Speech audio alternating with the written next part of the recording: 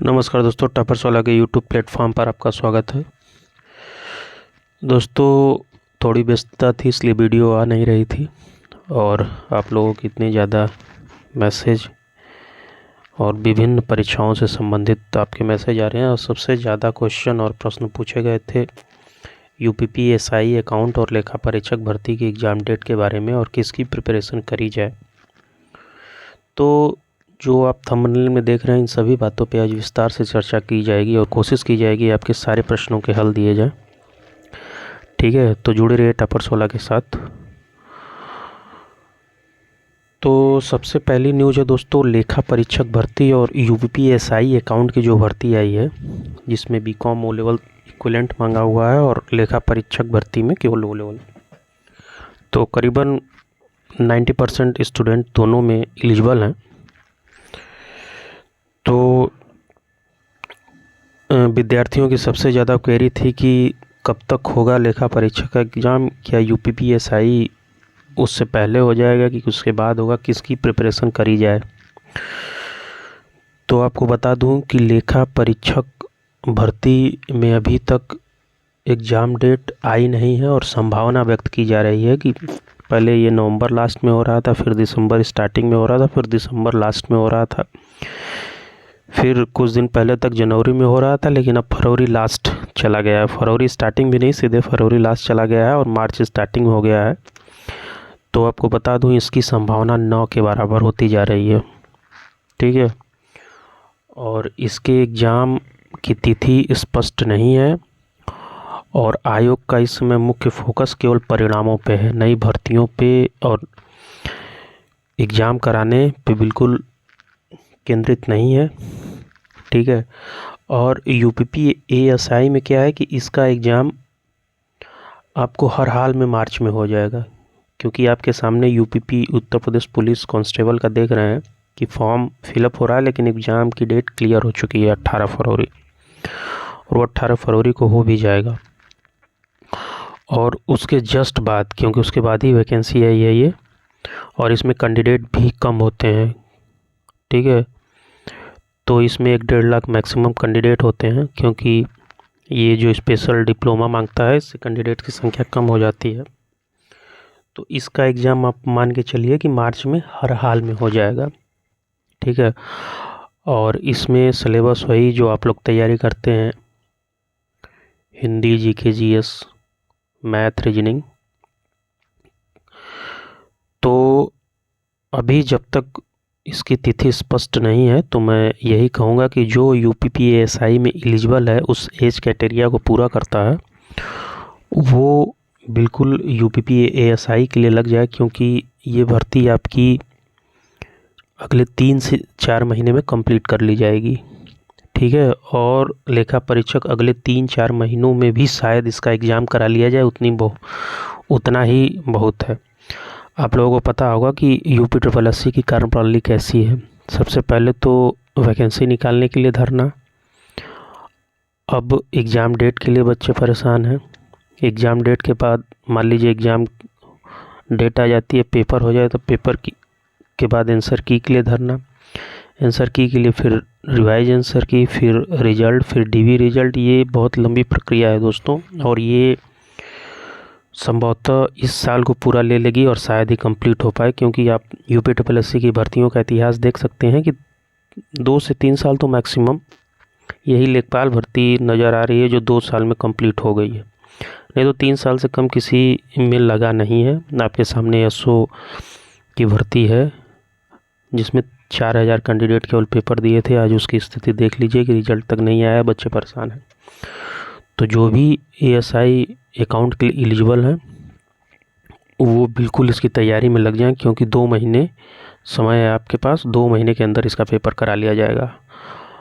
ठीक है, और पेपर कराने के बाद आपको पता है कि बहुत जल्द इसका रिजल्ट और डीवी कॉलिंग होगी।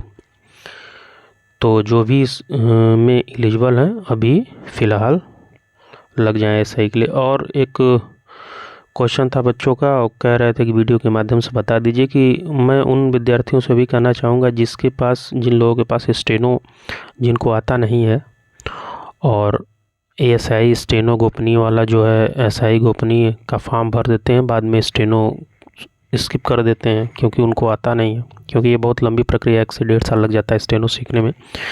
तो वो जो एलिजिबल और लीगल बच्चे हैं वो वहाँ तक पहुँच ही नहीं पाते टाइपिंग तक स्टेनो की, और अच्छे बच्चे हैं पेपर में बैठ के उसके बाद स्टेनो में नहीं जाते, मेरिट हाई चली जाती है, वो बच्चे को मौका नहीं मिल पाता।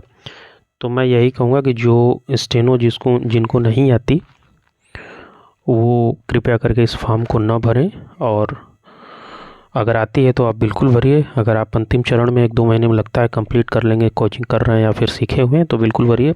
अगर 0 से स्टार्ट करना है, फॉर्म भर रहे हैं, तो फिर उन बच्चों के साथ न्याय नहीं होगा जिन्होंने स्टेनो सीख रखा है, ठीक है।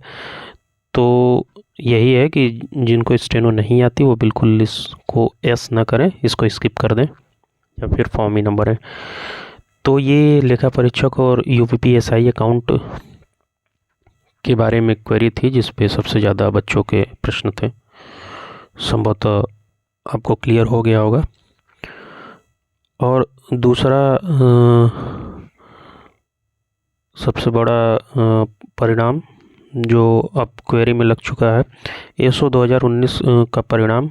जी हाँ दोस्तों, ये इस महीने करीबन 99% चांस है कि इस महीने आपका परिणाम आउट कर दिया जाएगा,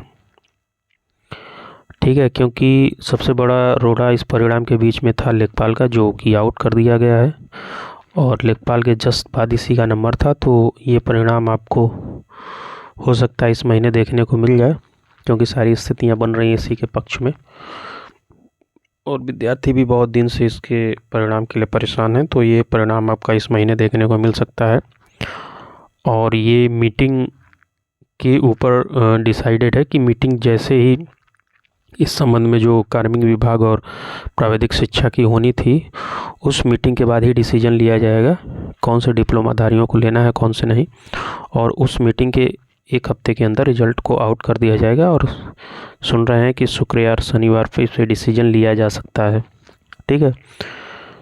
तो एसओ परिणाम में यही न्यूज़ थी कि इस महीने आपके परिणाम देखने को मिल सकते हैं, अगर सब कुछ सारी स्थितियां सही रहीं तो। और एक बहुप्रतीक्षित भर्ती एजीटीए जेई, ये पेट 22 से आपकी अंतिम दोनों भर्तियां हो सकती हैं, क्योंकि पदों की संख्या दोनों में 1,500 के जेई में 1,500 के आसपास और एजीटीए में 3,500 है। और एजीटीए तो क्वेरी में है, और एजीटीए हमको लगता है कि 2 से 3 दिन में, इस हफ्ते के अंत तक या फिर अगले हफ्ते ये विज्ञापन जारी कर दिया जाएगा। और साथ में हो सकता है कि 2-3 दिन के अंतराल पे जेई का भी विज्ञापन 1300-1400 पदों के लिए आउट कर दिया जाएगा। उसके बाद से पेट 22 से कोई भर्तियां नहीं निकाली जाएंगी, और हमको लगता है कि अगले हफ्ते पेट का परिणाम भी आ जाएगा। पेट के परिणाम आते ही पेट 23 से भर्तियां 2 से 3 भर्तियां आपको देखने को मिल सकती हैं, जिसमें एक सबसे बड़ी भर्ती या फिर पहली भर्ती हो सकती है सहायक लेखाकार की, क्योंकि विभागों में प्रमोशन कर दिया गया है। जो 2016 में भर्ती हुए थे सहायक लेखाकार, जिनकी ज्वाइनिंग 20 में हुई थी कोर्ट केस की वजह से, और सोचिए कि 23 अंत आते आते 24 स्टार्टिंग में उन लोगों को 3 साल में ही प्रमोशन मिल गया, 4200 पे ग्रेड पे पहुंच गए हैं दोस्तों। तो इसमें जो स्थिति बन रही है 581 के प्रमोट करने के बाद से विभागों में अब केवल 10% सहायक लेखाकार के कर्मचारी बचे हैं, और इसकी आंतरिक लेखा की मजबूरी हो जाएगी इस पद को निकालना। तो हो सकता है 1500 से ऊपर या 1500 के आसपास, क्योंकि 1300 पदों का अध्याचन कमीशन के पास ऑलरेडी पड़ा हुआ है, और बीच में ये पद भी जुड़ते हैं तो ठीक ठाक संख्या हो जाएगी। अन्यथा 1300 समथिंग पदों का अध्याचन इसमें कभी भी फरवरी महीने में देखने को मिल सकता है, ठीक है दोस्तों। तो यही न्यूज़ थी, और अगर आपको इसके अलावा किसी भी संबंधित भर्ती से संबंधित जानकारी चाहिए थी तो आप पूछ सकते हैं, ठीक है।